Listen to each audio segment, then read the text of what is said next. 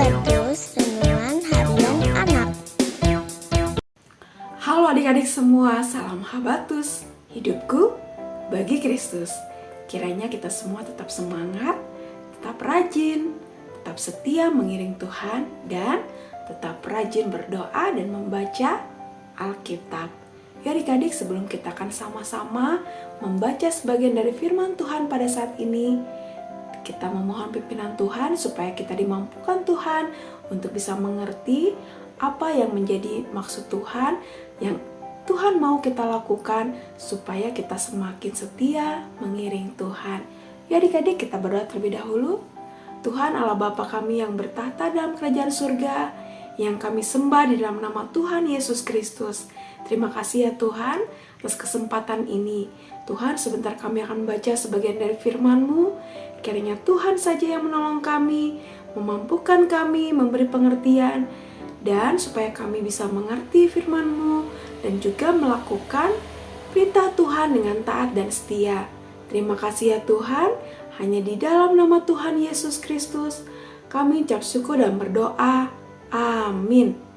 Adik-adik, hari ini kita akan baca dari kitab Zakaria pasal 10 ayat 1 dan ayat 2. Cuman 2 ayat saja ya. Kita akan baca bersama-sama. Zakaria pasal 10 ayat 1 dan ayat 2. Di sini dengan judul Hanya Tuhan Pemberi Hujan. Mintalah hujan dari Tuhan pada akhir musim semi. Tuhanlah yang membuat awan hitam, dan hujan lebat akan diberikannya kepada mereka, dan tumbuh-tumbuhan di padang kepada setiap orang. Sebab apa yang dikatakan oleh terafim adalah jahat, dan yang dilihat oleh para penenung adalah dusta, dan mimpi-mimpi yang disebutkan mereka adalah hampa. Mereka memberi hiburan yang sia-sia. Oleh sebab itu, bangsa itu berkeliaran seperti kawanan domba dan menderita sengsara, sebab tidak ada gembala.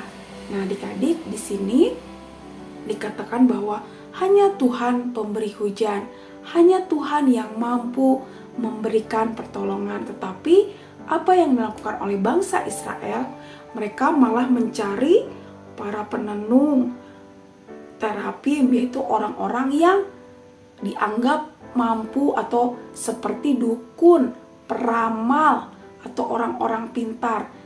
Sehingga mengakibatkan apa? Sakit hati Tuhan, karena Tuhan dilupakan oleh bangsa Israel. Mereka meminta pertolongan kepada ilah-ilah lain atau kepada manusia. Nah, adik-adik, sehingga apa yang terjadi? Mereka seperti kawanan domba yang menderita sengsara karena tidak memiliki gembala atau tidak memiliki pimpinan atau tidak ada yang memimpin mereka. Nah, adik-adik, kita tahu ya bagaimana Tuhan Allah begitu mengasihi bangsa Israel. Banyak mukjizat, banyak pertolongan Tuhan, tetapi bangsa Israel malah mencari pertolongan ketika mereka terhimpit, ketika mereka meminta hujan, mereka malah lari kepada peramal, kepada para penenung. Nah, adik-adik, sebagai contoh gambaran sederhana, kita adalah anak-anak yang dikasihi oleh orang tua kita. Kita tahu ya adik-adik, dari kecil kita dirawat oleh orang tua kita diberi banyak sekali pertolongan, kita dirawat, kita dikasihi. Tetapi apa yang terjadi kalau kita malah mencari pertolongan atau malah mencari-cari kepada orang lain? Tentunya orang tua kita sedih adik-adik, akan sakit hati. Bagaimana tidak, kita yang sudah dirawat, dikasihinya, kita malah mencari pertolongan dari orang lain, bukannya malah mendekat kepada orang tua kita. Apalagi Tuhan Allah, Sang Pencipta langit dan bumi, yang memberi kehidupan kita. Bagaimana seperti bangsa Israel yang sudah ditolong Tuhan, yang sudah dipimpin Tuhan, mereka adalah ciptaan Tuhan, umat kesayangan Tuhan, tetapi malah mereka mencari pertolongan kepada orang lain atau ilah-ilah lain. mereka tidak percaya kepada Tuhan Allah. Nah adik-adik, jangan sampai kita seperti itu ya adik-adik. Mari lewat pembacaan Alkitab pada saat ini, ketika kita mengalami kesulitan, ketika kita mengalami sesuatu hal yang kita tidak bisa tanggung sendiri, mari kita datang kepada Tuhan.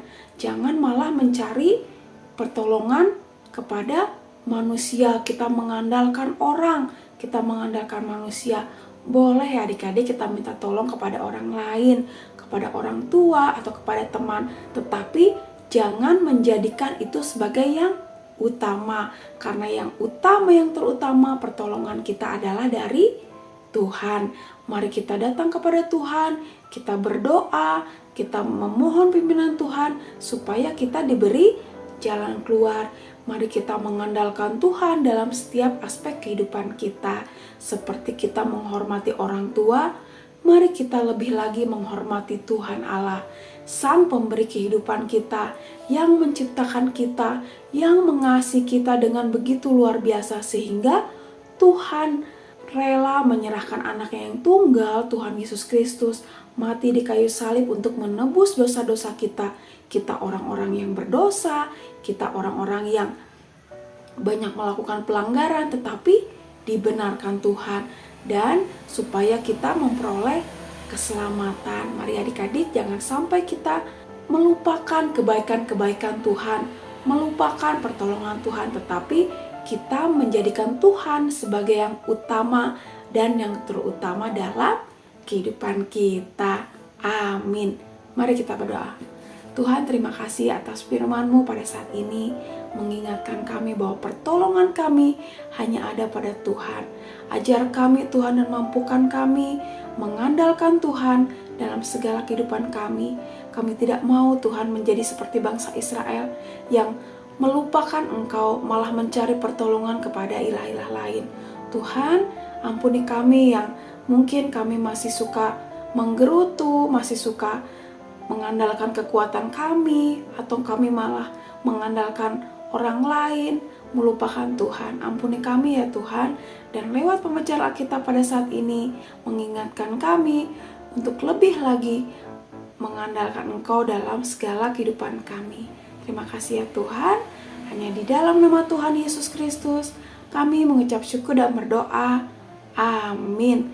Sampai jumpa adik-adik di renungan Habatus selanjutnya. Tuhan Yesus memberkati. Habatus